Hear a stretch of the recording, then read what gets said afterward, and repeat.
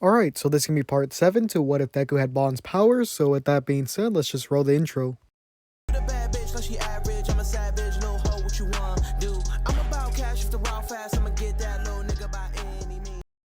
Alright, so before we actually get started with the what if, I'd like to say that we're almost at 2,000 subscribers at this point. So we only need around like 33 or something like that subscribers till we get there. And also I'm going to do a Q&A for my 2,000 subscriber special. So if you have any questions for me, you could just put them down in the comment section down below, or you could go to my community tab where I've made a post about 2 days ago where you could post your comments there. So yeah, this is going over the movie, so it's gonna be longer than usual. I meant to record this yesterday, which I did, but the kind of audio didn't record right. It got corrupted and I needed to do it all over again. So that's why I'm doing it today instead of yesterday. So with that being said, let's get into the actual what if. So our story would begin at the in that kind of airplane that you would see All Might and Deku normally in canon, right? But this time it's with Tamaki and All Might, right? And someone's actually tagging along with them, and that person is Deku. And the reason why Deku's actually with them will be explained like right now. So the reason why he is with them is because Deku won the sports festival. He brought up the fact that he's going to Island to Tamaki, and because of this, Tamaki actually brought up the he also brought up the fact that he's going to Island too. Also, so Deku thought it was a good idea to go with him, since it'd be someone to talk to on the way there. So that's how basically he was able to go with them, because he already has a ticket to go since he won the sports festival. So during the trip there, this is when All Might would take Tamaki aside and basically ask him, Tamaki, why is Midoriya with us? Did you tell him about One for All? And this is when Tamaki would basically say, no, we're just going to the same place.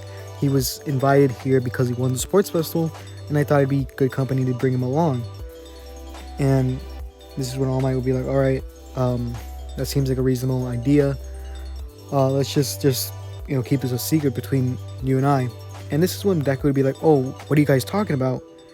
And this is when he would basically say, All Might would basically say, oh, nothing. And this is when Deku would basically bring up the fact that, you guys have similar kind of like physical amount of strength.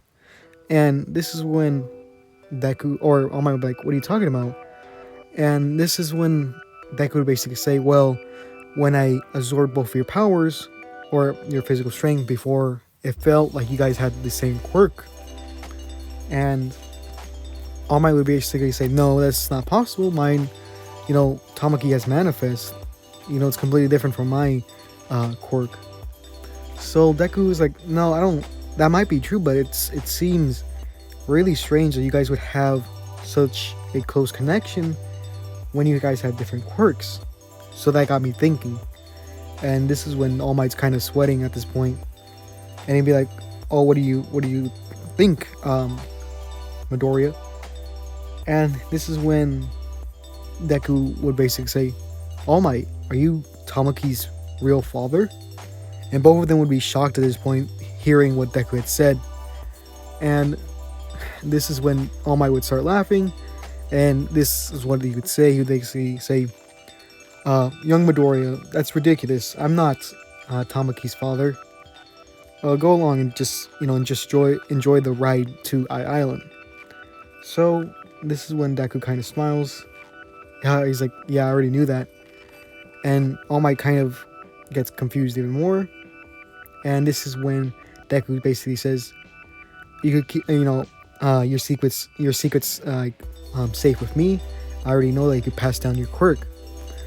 And the reason why Deku knows this is because how similar the kind of Tamaki's, like when he uses All for One or One for All, during the kind of Stain arc when he was basically training with Tamaki and absorbed his kind of physical strength.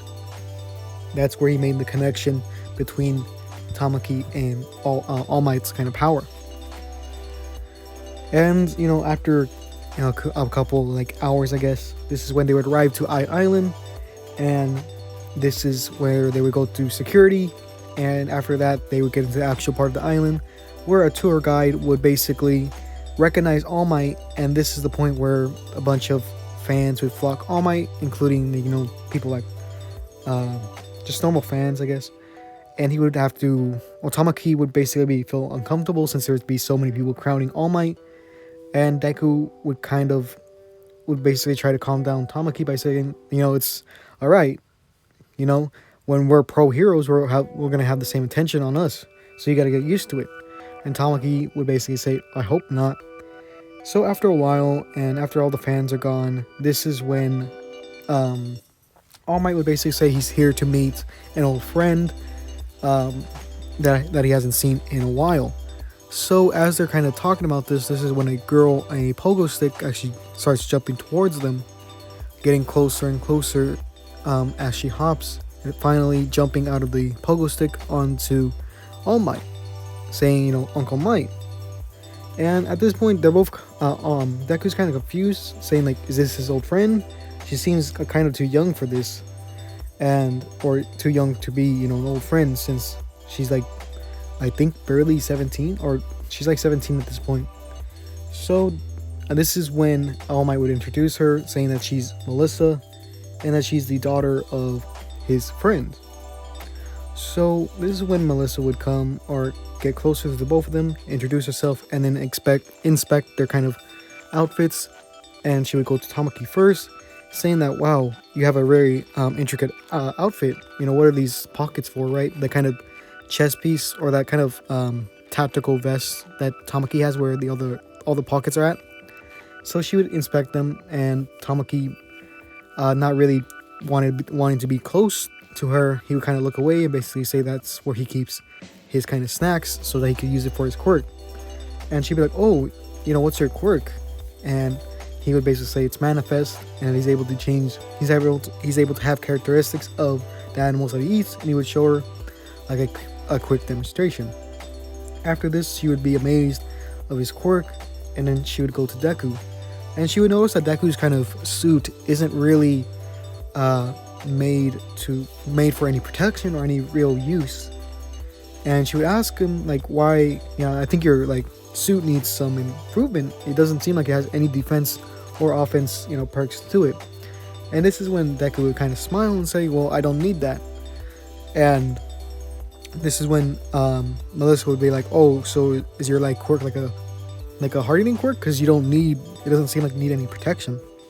No, it's not really like, Deku would basically say, no, it's not really like that. I kind of have two powers, or two quirks in one. And this is when Melissa would be like, yeah, well, what is it? And this is when Deku would pull something out of his pocket and be like, here's your wallet. And Melissa would be like, well, how'd you do that? And Deku would basically say, well, it's I have one quirk, and it's called Immortal Thief. I think that's what the quirk I called it in the first part. I'm not sure. I don't remember. He would basically then explain his quirk, saying that it lets him steal almost anything that any kind of thing, whether it be a kind of whether it be precision or perception or physical strength. So Melissa's kind of impressed by this, and she would say, where does the immortal part come in? And this is where Deku would kind of smile and be like, why don't you take a guess? And this is where Melissa would basically look at Deku, and she would notice that he has no scars at all or any scratches. So she wonders, like, well, he's in a hero course and he has no protection at all. You would think he would have some scratches or some, you would think that he would have some scars around him, but he doesn't. So, and then she would say, like, do you have some sort of super regeneration? And this is when Deku would be like, well, I guess you could say that. And he doesn't really want to say more of it, so they continue walking. And this is when Melissa basically says, she would tell All Might that she didn't tell her father that he was coming, so it's gonna be a surprise. So when they get there, this is when Melissa would call her father down, and All Might would surprise him and basically pick him up, just how he does in the anime, and they would reunite and have that kind of reunion between each other. And David Shield would basically introduce himself to both Deku and Tamaki. And after they got the kind of introduction done, this is the part where All Might would cough and basically give the hint to them that they need to go, or give the hint to David that they need to go and like do something else so that they could have their kind of alone time and that they could actually test out his like quirk levels. So after that's done, they would go walk around the kind of island, and this is the part where Melissa would tell them that they're able to use their quirks on the island as much as they want, since that's kind of the way that things work there. So they would go to that kind of, I guess, gadget show, or that kind of area where it displayed all the underwater like support items and vehicles. So Melissa would be showing Deku these kind of different things you could use underwater with, and this is the part where the other members of Class 1A, mostly that being the three girls, that being Uraraka, Momo, and Jiro, and they would go up to them and basically say, "Oh, Midoriya, it looks like you're having fun." And this is when, or they would say Izuku, since they're kind of close. So this is where Deku would turn around and be like, "Oh, hey, it's you three." And this is when Momo would basically be like, "Oh, who's this girl?" And Deku would then click it in his mind, and basically he would try to save the situation. He would say like, "Oh, it's not what you think. She was just showing me around the place." And this is when Jiro would be like, "Oh yeah? Then like prove it." And this is where Kamaki would come back with a bunch of snacks in his hands, just in case he would need them for later. And this is where Deku would basically have his arm around Tamaki and basically see, why would I, go on a date with someone if there was already, a third wheel here? And so because of this, the girls believe him, and Deku would say thanks to Tamaki. Tamaki would be kind of confused, not know what's going on. Eventually, they would go to that kind of cafe area where they would be served by Kirishima, by Kaminari. And in this one, Mineta's not here since he was kicked out in the second part with the quick assessment. So he was kicked out during that, so he's no longer in this one. So after this is done, this is when Ito would join the group and basically scold Kaminari for not doing his job, and they would start walking together again. And this is where they would hear the explosions. This is where they would find Bakugo and Kirishima basically doing that obstacle course that they did in the movie. So in this one, since Bakugo, I believe he got second place, he was able to come to Island because of that, with the +1 that he would normally get.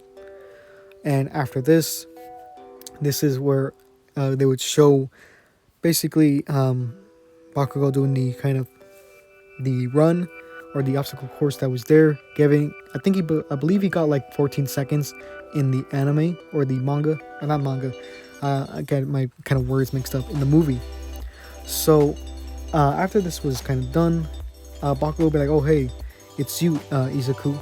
And this is where Deku would basically say, "Well, right back at you, Kachan." So this is the part where Deku would basically, or Uraraka would give the idea to Deku, saying that you should go and try and see what your score would be. So Deku basically says, "Alright, let me see if I could do it." So Deku kind of warms up by doing a couple stretches, and basically cracks his fingers and neck and says that he's ready.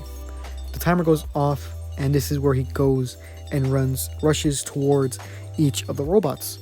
So in this one, Deku, he does that move that Bond does in the manga, I believe. I don't know if he's done it in the anime just yet, or he probably did.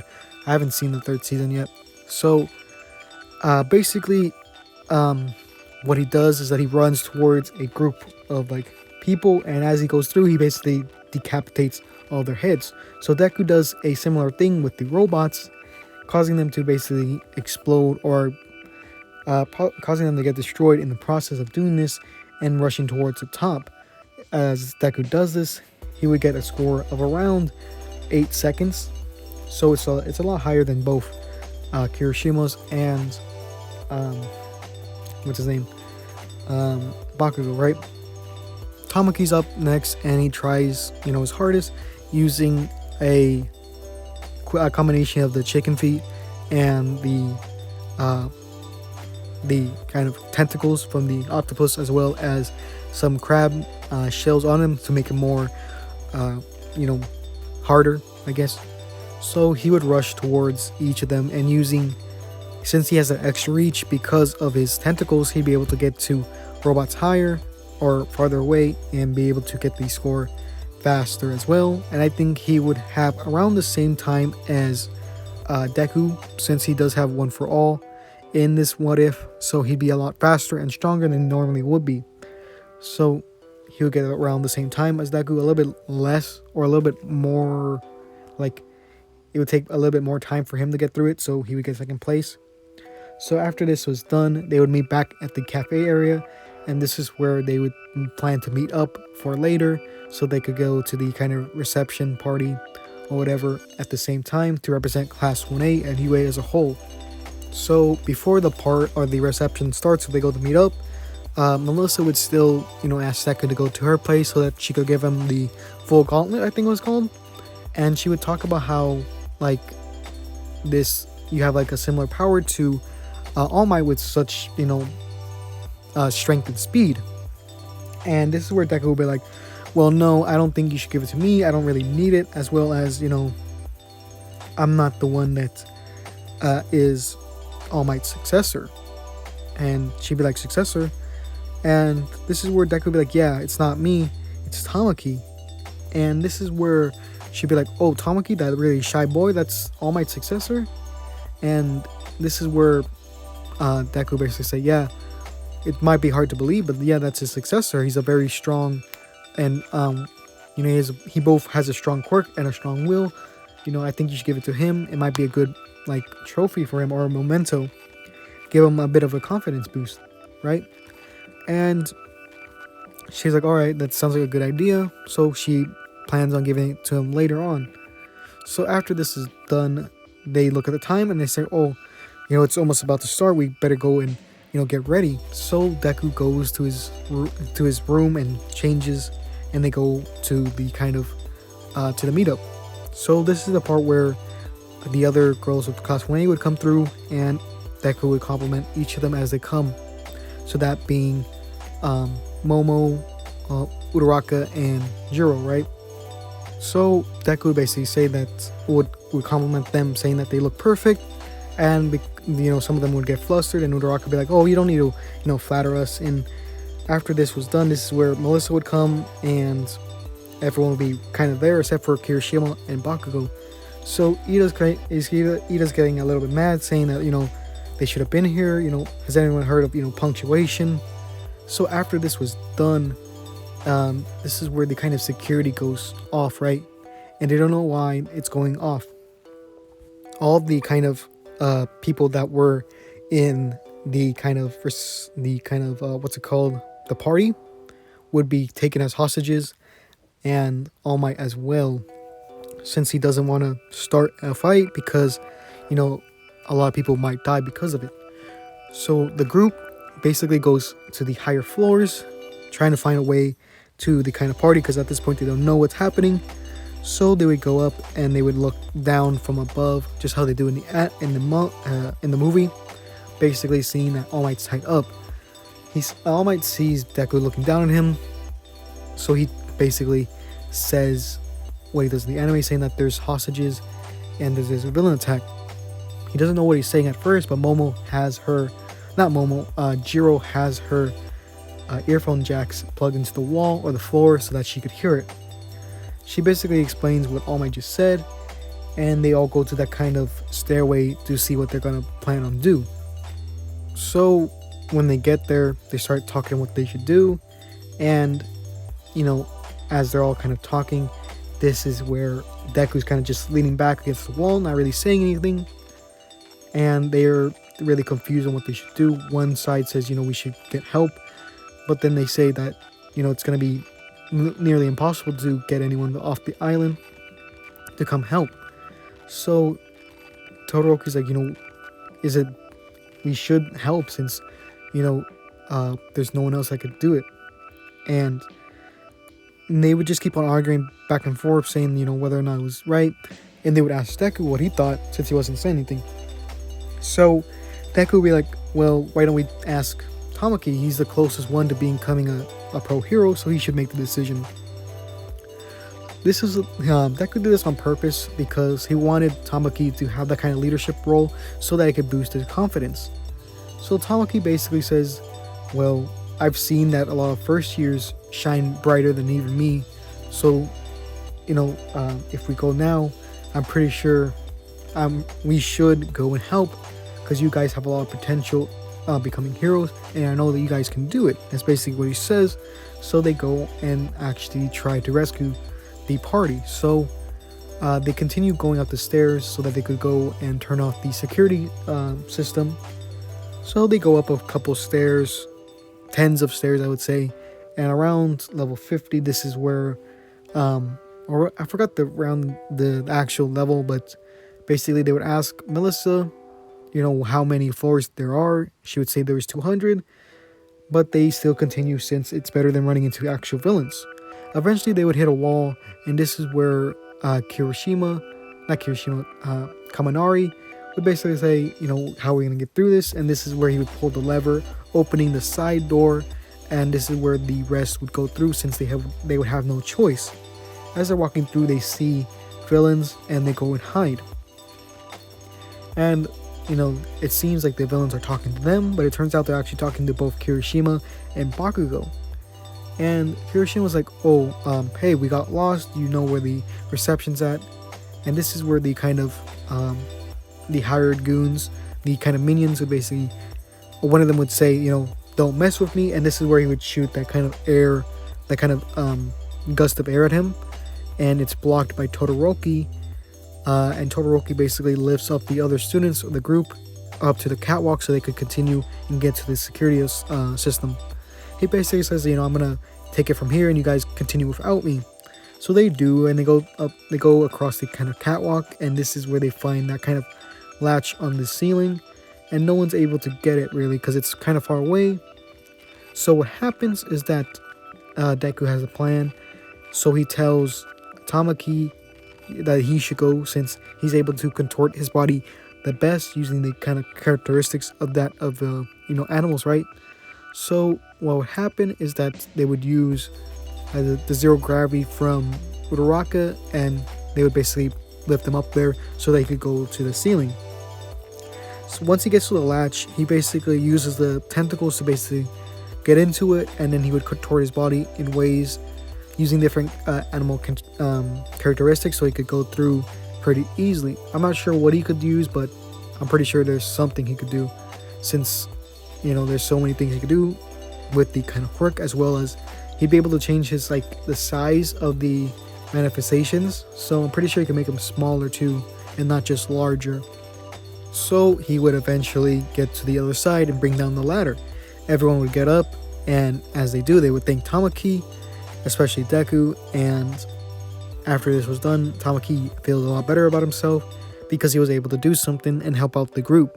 So they would continue going up the kind of floors, and this is where they would meet that kind of another catwalk, and basically they would have Kaminari basically uses electricity. He's in indiscriminate shock, and it wouldn't really work. So he goes into that kind of dumb mode that he has, and this is the part where Ida and Deku basically take out the different robots that are there.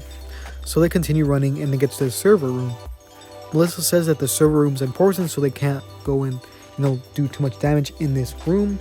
So they decide that Momo and Ida, as well as Kaminari and I believe Jiro as well, so they stay there. And the reason why Tamaki doesn't stay is because they're gonna need his power for the villain fight when they get to the top.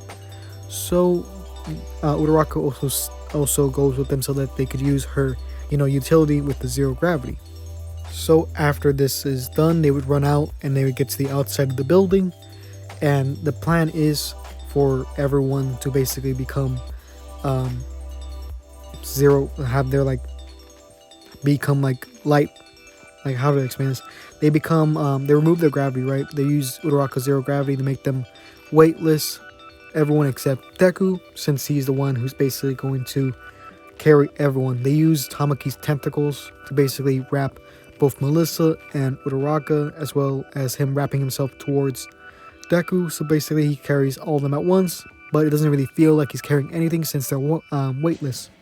So Deku jumps as high as he could, and he gets to the level that he gets to in the anime, and he uses like a hit where he basically punches through the wall using his just superhuman strength. So he gets through the wall, and this is where Sword Kill, I think his name is, comes through, and basically goes and rushes for Deku, and he basically hits, or Deku blocks with his arms, and this is where the kind of blade goes through his arm, but not all the way through. He goes around halfway through, and Melissa's just looking at this, and she's like shocked, and she doesn't know what to do, and she's kind of screaming because she just saw someone's arm, get cut through pretty far and deep. And she's very worried for Deku, and Deku knows this, and he says, don't worry about this. And this is where Deku basically headbutts Sword Kill because he still has his arm in, or he still has his blade in both of his arms, so he can't really use them at this point. He headbutts him, and this makes Sword Kill basically crash through a few walls and get knocked out. After this was done, the bleeding stops, and this is where his arms regenerate. And this is where he basically lifts up Melissa and basically says, didn't I say I was immortal? And this is where they kind of continue walking or running to the security system, right? When they get to the top, this is where Melissa would see her father basically explaining what they did and how they kind of set up this entire scenario. So she finds out, and she's basically crushed at this point.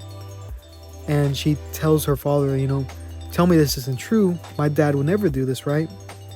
And he looks very disappointed at this point, disappointed in himself. And this is where they find out that Sam also betrayed David, which is Sam, if you don't know, is David's kind of assistant, and he gives the kind of quirk enhancement device to Wolford, which is the main villain of the movie. So Sam is expecting to get paid for this, but he doesn't. Instead gets shot, and basically this is where David would go up to him and basically try to save David. And this is when Deku would rush towards Wolford, trying to basically take the device away from him and basically punch him at the same time. So as this is done, Wolford would basically, what he would do is that he would use the metal around him to basically crush Deku, and then after that pin him against the wall, or pin him against the wall first and then crush him. So as that's done, Tamaki would basically tell Melissa to go and go for the kind of security system so that they could get it down, end this kind of quickly, right? So Melissa goes for it, and the kind of henchman that's going after Melissa, this is actually where Uraraka comes in. Uraraka, since she has had the hand-to-hand combat, she basically takes down or pins the villain to the ground, like she would normally do, and Tamaki basically knocks him out. So after that's done, Melissa goes and basically turns off the security system, and this frees All Might. So Tamaki rushes towards Wolford, and as Wolford's gonna aim his gun again, trying to shoot him, this is where David Shield basically tries to wrestle the gun away from him, and he actually fails in this, and he gets shot.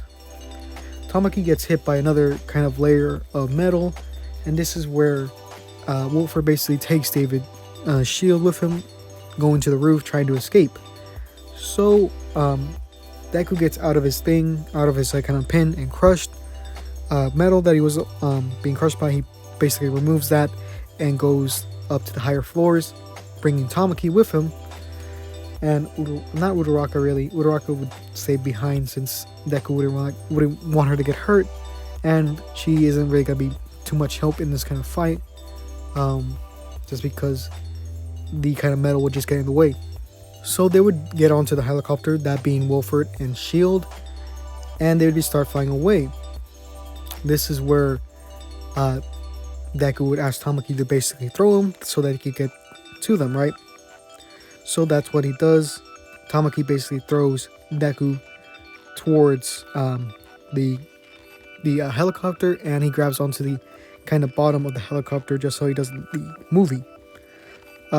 Wolford basically tells Deku like you actually act like a hero, and you're actually worthy of the name, but this is where we part ways, and he shoots Deku straight in the head, right, instead of just randomly shooting him, and or like he would have done in the movie, but Shield doesn't actually stop him this time.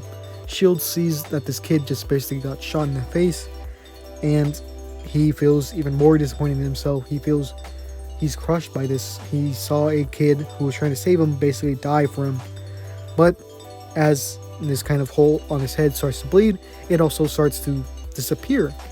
And Deku basically says, "You thought that was gonna stop me?" And this is where he basically punches through the helicopter, and the helicopter starts to go down, and he takes Shield with him, or he takes Shield and then drops down.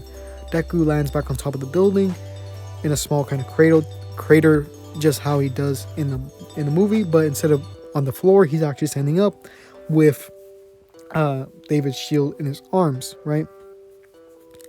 So he gives Melissa her father so that she could go take care of him. And as the plane or the helicopter crashes, this is where Wolford actually puts on the device. This enhances his quirk a lot, and he basically does that kind of combines with the building, I guess, with all the metal that's there. So he's like this giant he's in this kind of giant like metal kind of body, I guess, or that kind of I don't know how you would describe it, but you know what I mean if you've seen the movie. So as this is done, this is when All Might would jump from the bottom floor all the way to the top, just how he does in the movie, and he would meet up with both Tamaki and Deku. He would congratulate them for getting this far, but it's now that we have to work together to bring down this beast, or this the villain, right? So the villain would start throwing blocks of metal at them, where they would have to dodge and start running up the kind of lines of metal that he would make. And all of them are running at the same time, basically in unison, and all three of them are ready to do a kind of smash. Tamaki's is a little bit different. He's using mostly tentacles, and he's going for like a more piercing attack than anything else, using one for all at 100% in this, since it won't really damage him too much. Since the way that Manifest works is that the Manifest body parts, if they get injured in any way, it doesn't really transfer to the user in the way that it looked like in the newest fight with Tamaki. It didn't seem like it transferred any repercussions that happened to the tentacles to him, so he'd be able to use 100% in the tentacles without any real damage. So the first two, both Deku and All Might, rush towards Wolford, and basically there are blocks of giant pieces of metal, and both of them use 100%, or Deku basically uses his full strength to basically punch through it, and so does All Might, right? And this gives the perfect opportunity for Tamaki to use his tentacle to pierce through and actually hit Wolford, destroying the device in the process. So after this was done, Wolford was basically defeated, and after this, we would skip a little bit, and he is arrested, and the normal punishments happen to both Shield and Sam for what they did, and Tamaki would basically get praised by All Might again, saying that, kid, the only problem that you have is your self-confidence, right? You don't have any, and you should. You have a very powerful quirk, and you know how to use it, well. That's why people like Deku is always trying to push you, or that's why people like Izuku is always trying to push you to do your best because he knows that you're able to do so. So after this, Tamaki basically, he doesn't cry, but he is on the verge of tears, basically joy, basically, because of what All Might said to him. So yeah, this is where I'm gonna end it. Like I said before, I almost had 2,000 subscribers. So if you want to ask questions, go to the comments down below and ask it there, or go to my community tab. So with that being said, if you want more videos like this, then just give it a like. And with that being said, this is gonna be another video. So yeah,